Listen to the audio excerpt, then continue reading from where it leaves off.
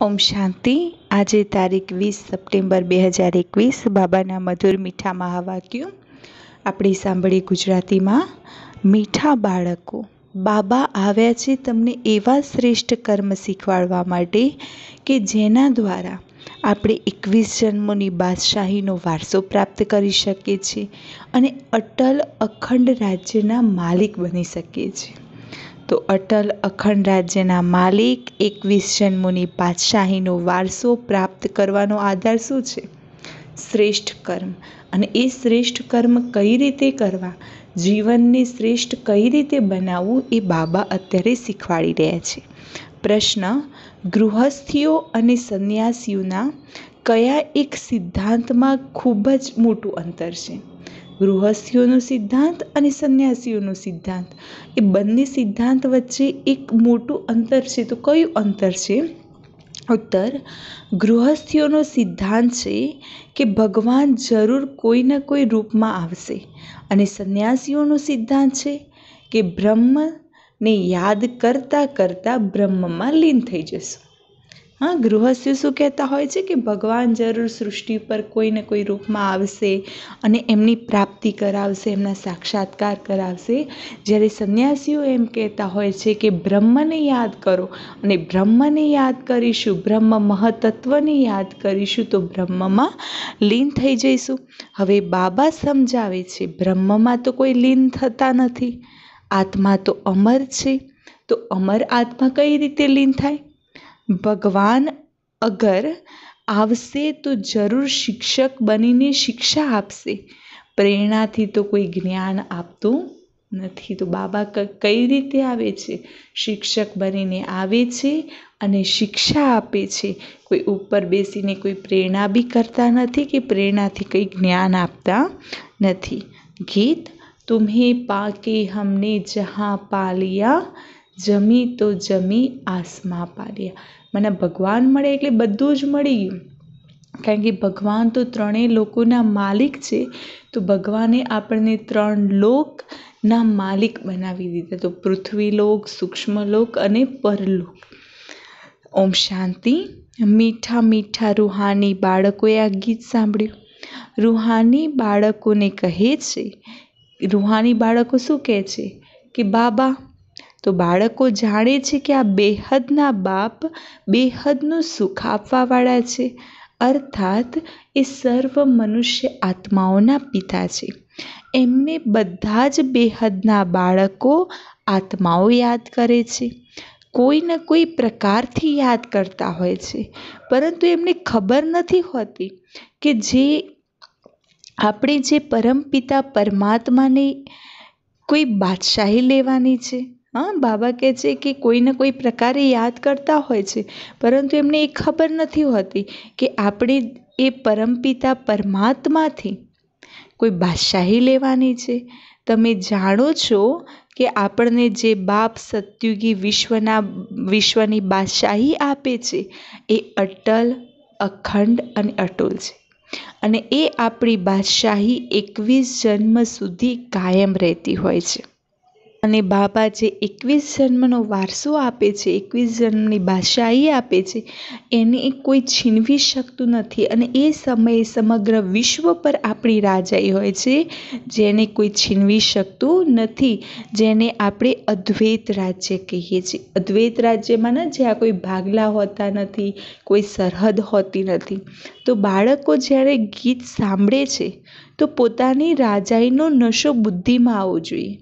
એવા ગીત ઘરમાં રહેવા જોઈએ કે જેના દ્વારા બાપ અને વારસો ઝટ યાદ આવી જાય. કેવા કેવા ગીતો? કે જે ગીતો દ્વારા પરમાત્માની બી યાદ આવે તો વારસાને બી યાદ આવે. તો આ ગીત છે ને, તુમ્હે પાકે હમને જહાં પા લિયા, જમી તો જમી આસમાં પા લિયા.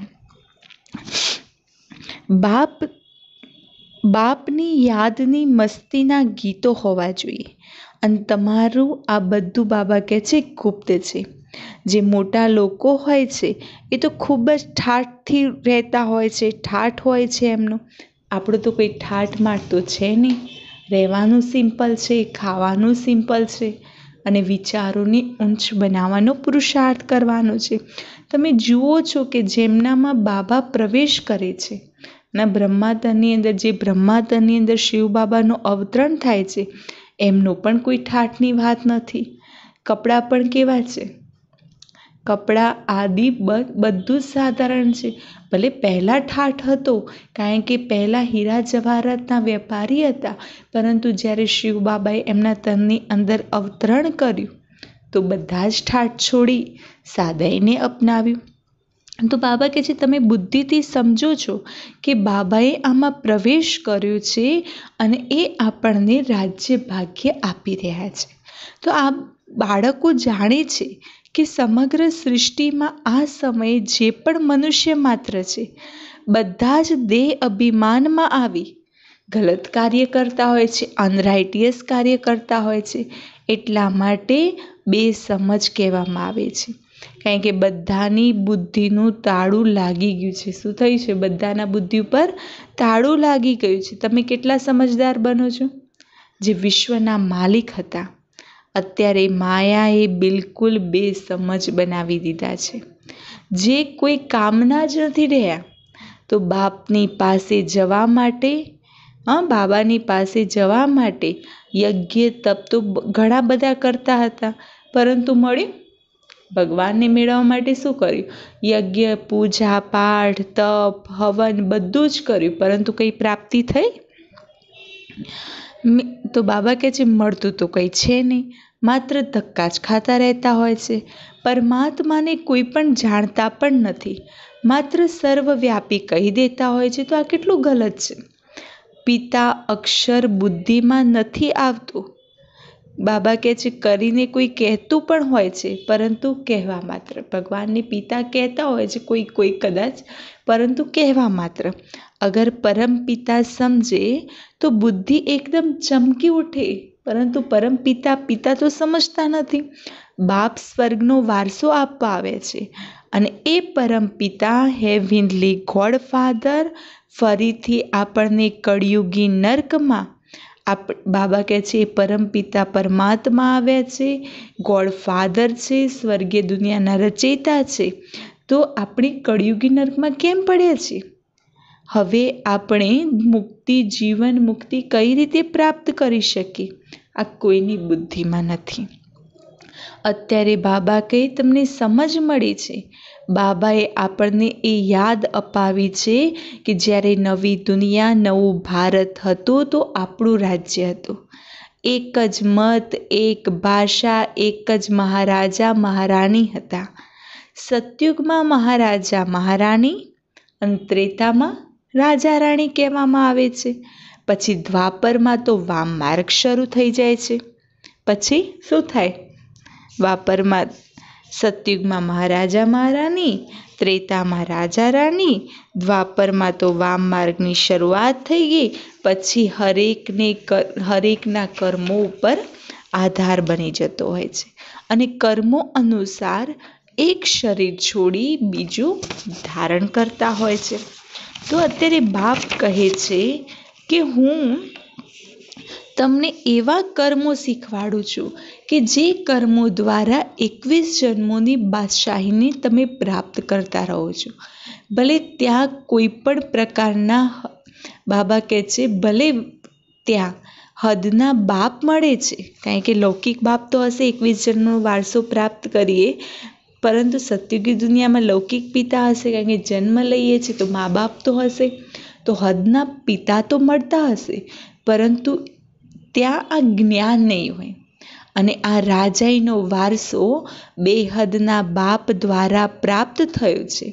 ફરી દ્વાપરથી રાવણ રાજ્યની શરૂઆત થાય છે.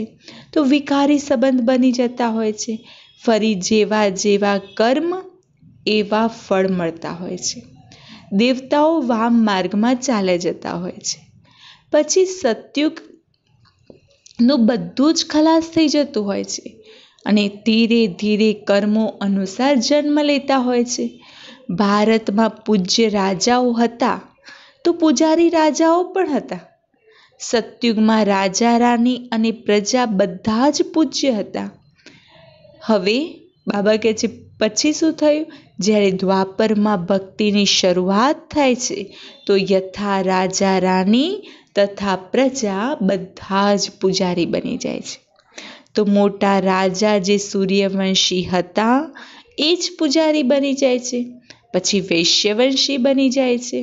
અત્યારે તમે નિર્વિકારી બની રહ્યા છો. બાબા શું કહે છે? કેવા બની રહ્યા છો?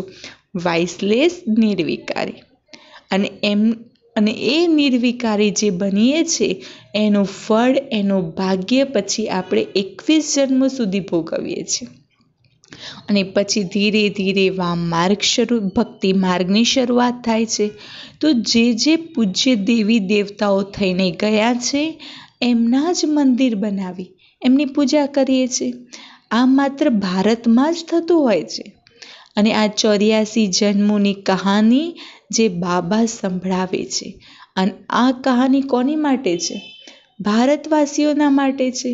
બીજા ધર્મવાળા તો આવે જ છે પછી, બાદમાં. બાબા કહે છે છેલ્લે. અને પછી ધીરે ધીરે વૃદ્ધિ થતાં થતાં અનેક થઈ જાય છે. અલગ અલગ બાબા કહે છે વેરાયટી, અલગ અલગ દેવી દેવતાઓની રસમ રિવાજ હતી. અને આ જ ભારતના ગુરુઓ પણ, બાબા કહે છે ગુરુઓની નથી. જે રસમ રિવાજ દેવતાઓની છે એ રસમ રિવાજ કોઈ ગુરુઓની નથી હોતી. અડધા કલ્પમાંના 2500 વર્ષ બાદ રાવણ રાજ્ય શરૂ થવાથી સમગ્ર રસમ રિવાજ બધું જ બદલાઈ જતું હોય છે. અને પછી પૂજ્યમાંથી પૂજારી બની જઈએ છીએ. તો પૂજા પણ પહેલા અવ્યભિચારી એક શિવની કરતા હોઈએ છીએ. એમના મંદિર બનાવીએ છીએ. પછી શિવ બાબા પછી કોના મંદિર બનાવ્યા? લક્ષ્મીનારાયણના મંદિર બનશે. એકને લક્ષ્મીનારાયણનું મંદિર બનાવ્યું તો બીજા પણ બનાવશે. પછી રામ સીતાના મંદિર બનાવવા લાગી પડ્યા. પછી કલયુગમાં તો જોઈએ છે ગણેશ, હનુમાન, ચંડિકા જેવા દેવી દેવતાઓ, અનેકો દેવી દેવતાઓના ચિત્રો બનાવતા રહેતા હોય છે. તો આ બધી તો ભક્તિ માર્ગ માટેની સામગ્રી તો જોઈએ. જેવી રીતે બીજ કેટલું નાનું છે તો ઝાડ કેટલું મોટું થતું હોય છે, એવી રીતે ભક્તિનો પણ વિસ્તાર થતો જતો હોય છે. અનેક શાસ્ત્ર બનાવતા જઈએ છે. હવે બાપ બાળકોને કહે છે આ ભક્તિ માર્ગની સામગ્રી બધી જ ખતમ થવાની છે. હવે મને યાદ કરો. ભક્તિનો પ્રભાવ પણ ખૂબ છે. કેટલી ખૂબસૂરત છે ભક્તિ પણ, કેટલી ખૂબસૂરત. આપણે જોઈએ તો દુનિયામાં જોતા હોય છે ને, ભક્તિ પૂજા પાઠ યજ્ઞ કરતા હોય તો કેટલું સરસ લાગે. બધું ગોઠવ્યું હોય. નાચ તમાશા, ગાયન, કીર્તન કેટલા ખર્ચા કરતા રહેતા હોય છે. તો અત્યારે બાપ કહે છે મને બાપ અને વર્ષાને યાદ કરો. આદિ સનાતન ધર્મને યાદ કરો. અનેક પ્રકારની ભક્તિ તમે જન્મ જન્માંતર કરતા આવ્યા છો. ગૃહસ્થ ધર્મવાળા જ ભક્તિ શરૂ કરતા હોય છે. સંન્યાસીઓ તો ભક્તિ નથી કરતા. યજ્ઞ, તપ, દાન, પુણ્ય, તીર્થ આ બધું કોણ કરે છે? ગૃહસ્થીઓનું કામ છે, ન સંન્યાસીઓનું. એ તો છે નિવૃત્તિ માર્ગવાળા. અને એમના માટે તો કયો કાયદો છે?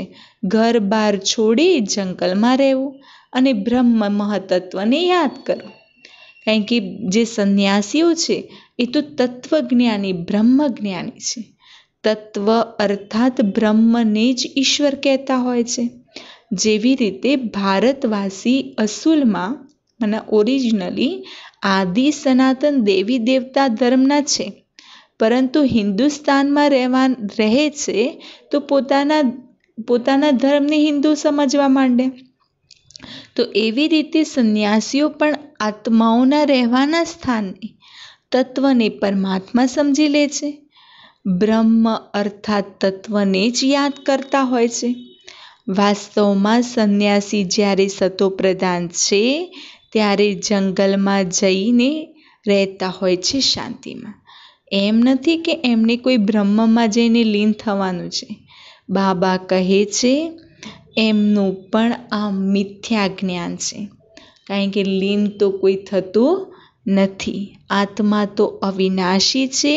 તો અજર અમર અવિનાશી આત્મા લીન કઈ રીતે થઈ શકે?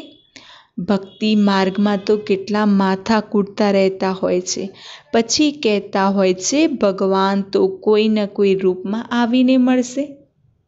કોણ સત્ય? સંન્યાસીઓ સત્ય કે ગૃહસ્થીઓ સત્ય? કોણ સાચું બોલે છે?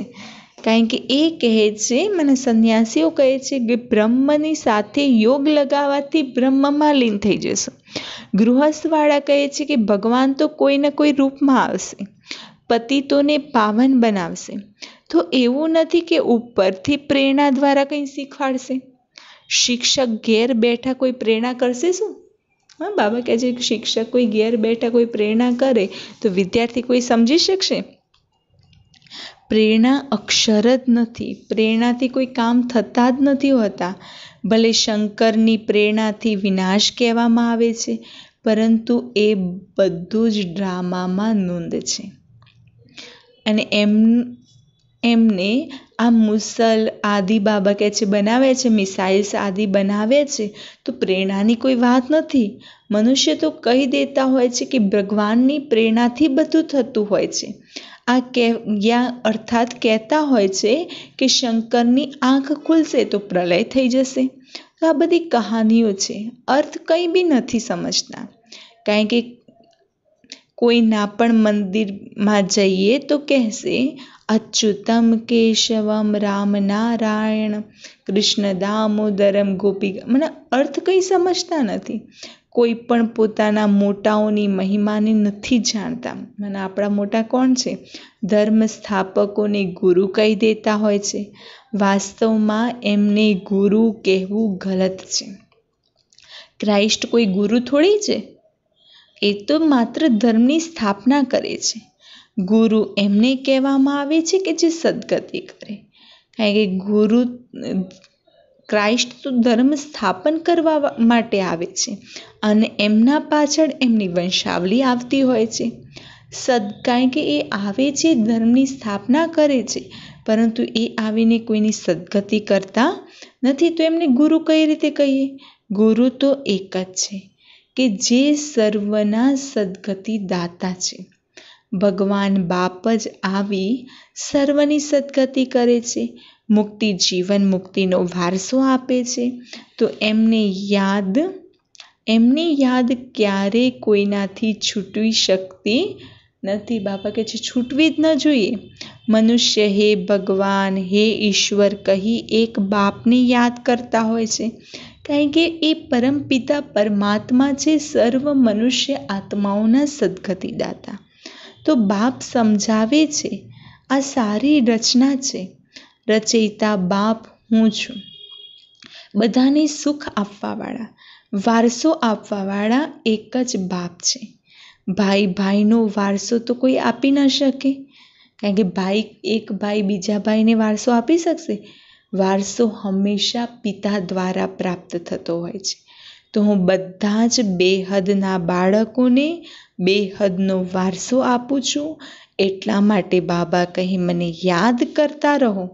કારણ કે બાબા કહે મને યાદ કરો છો તો પરમાત્મા ક્ષમા કરો. સમજતા કંઈ નથી. તો બાપ કહે છે હું કોઈ એમના પુકારવાથી નથી આવ્યો. આ બધો જ ડ્રામા બનેલો છે અને ડ્રામામાં મારા આવવાનો પાર્ટ પણ નોંધાયેલો છે. અનેક ધર્મોનો વિનાશ અને એક ધર્મની સ્થાપના, અર્થાત કળિયુગનો વિનાશ અને સતયુગની સ્થાપના કરવાની હોય છે. અને હું પોતાના સમય પર ઓટોમેટિક આવું છું. આ ભક્તિ માર્ગનો પણ ડ્રામામાં પાર્ટ છે. અને હવે જ્યારે ભક્તિ માર્ગનો પાઠ પૂરો થાય છે ત્યારે હું આવું છું. કલ્પ પહેલાં પણ બાબા તમે બ્રહ્મા તનમાં આવ્યા હતા અને આવીને આ જ્ઞાન અત્યારે અમને મળી રહ્યું છે, ફરી ક્યારેય નહીં મળે. અને આ છે જ્ઞાન અને પહેલાં કરતા હતા ભક્તિ. જ્ઞાનની પ્રાલબ્ધ છે ચડતી કલા અને જ્ઞાનનું ફળ શું છે? ચડતી કલા. કહેવામાં આવે છે સેકન્ડમાં જીવન મુક્તિ. જનકને સેકન્ડમાં જીવન મુક્તિ મળી હતી, પરંતુ શું એક જન્મની જીવન મુક્તિ પ્રાપ્ત કરી? જીવન મુક્તિ તો બધા જ પ્રાપ્ત કરે છે, સમગ્ર વિશ્વ પ્રાપ્ત કરે છે. સદ્ગતિ અર્થાત જીવન મુક્તિ એક જ અક્ષર છે.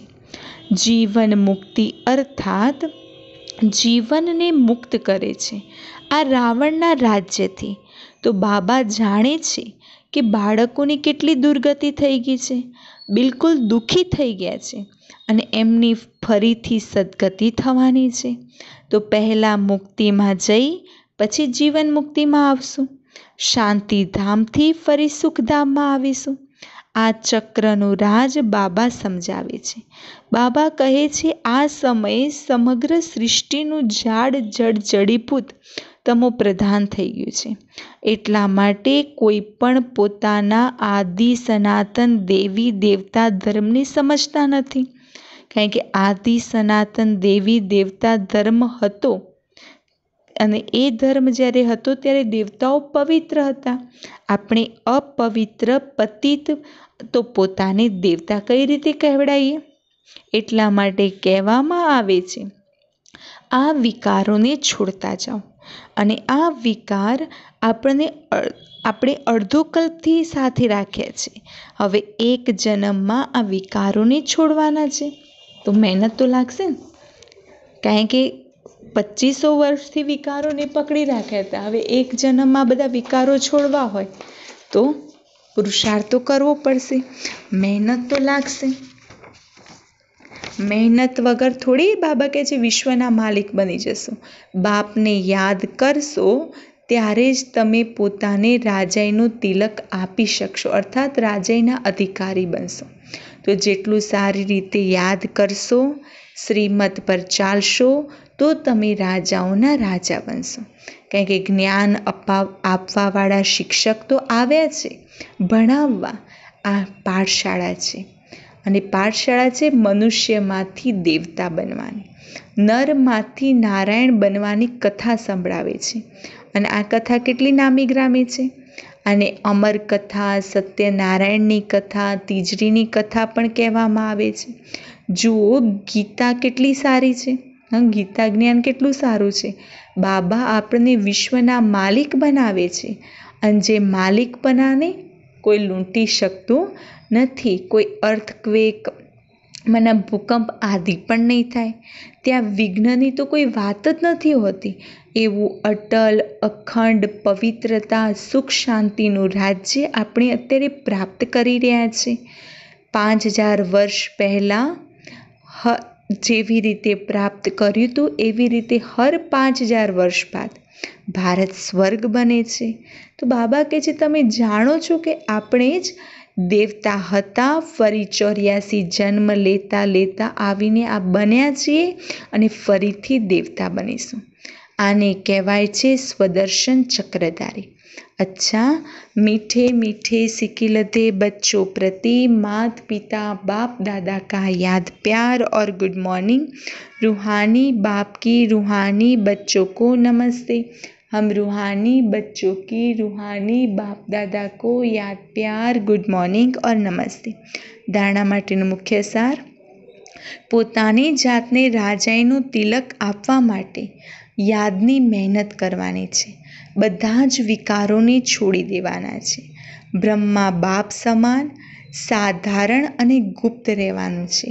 બહારનો કોઈ ઠાઠમાઠ આદિ નથી કરવાનો. પોતાને ભવિષ્ય રાજાઈના નશામાં રહેવાનું છે. વરદાન: નોલેજફુલ, પાવરફુલ અને લવફુલ સ્વરૂપ દ્વારા હર કર્મમાં સિદ્ધિ પ્રાપ્ત કરવાવાળા સિદ્ધિ સ્વરૂપ ભવ. જ્યારે વાણી દ્વારા સર્વિસ કરો છો તો મનસા પાવરફુલ હોવી જોઈએ. મનસા દ્વારા બીજાની મનસાને ચેન્જ કરો, અર્થાત મનસા દ્વારા મનસાને કંટ્રોલ કરો અને વાણી દ્વારા લાઇટ માઇટ આપીને નોલેજફુલ બનાવો. અને કર્મણા અર્થાત સંપર્ક વા પોતાની રમણીક એક્ટિવિટી દ્વારા એમને પોતાના પરિવારનો અનુભવ કરાવો. તો આવા જ્યારે ત્રણેય સ્વરૂપમાં રહીને હરેક કર્મ કરીશું તો સિદ્ધિ સ્વરૂપ ઓટોમેટિક બની જઈશું. સ્લોગન: પોતાની પાસે શુદ્ધ સંકલ્પોની શક્તિને જમા કરો તો આ શક્તિ સેફટીનું સાધન બની જશે. અચ્છા, ઓમ શાંતિ.